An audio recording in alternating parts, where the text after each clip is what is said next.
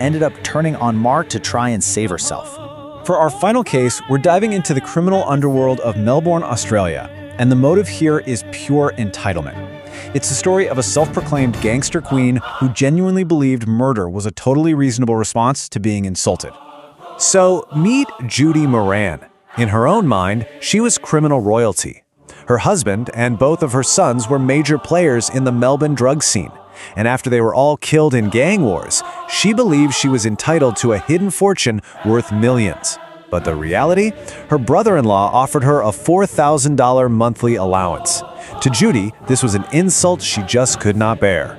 And look, crime was nothing new to her. It was practically in her blood. Her dad was a thief, she became a champion shoplifter, and then she married right into the top of the Melbourne drug world.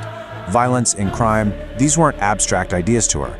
This was the family business. $4,000. That's it. That's the number that sealed her brother-in-law's fate.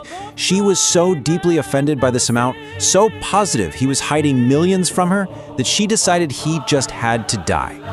The plot itself was almost like a dark comedy of errors. The first hit was a spectacular failure when the gunman's weapon jammed. The second try, though, that one worked. But in the end, it was her own arrogance that did her in. The police found a neatly packaged bundle of evidence in her home, including the gunman's disguise. I mean, it was about as open and shut as a case can get. Okay, so let's pull back for a second.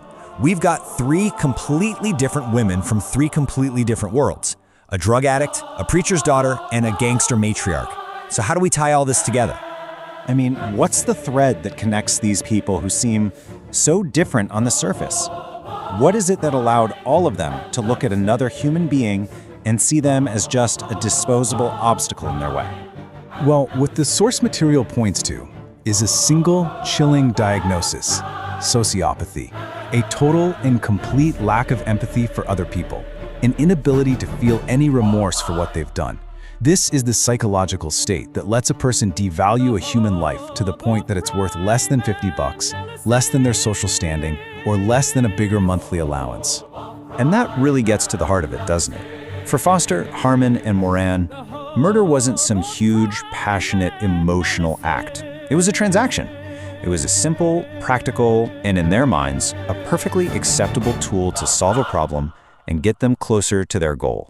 And so this brings us to the final question I want to leave you with. When someone sees another human being as nothing more than a roadblock in a simple transaction, is that something created by their world? You know, by addiction, by religious extremism, by a life of crime?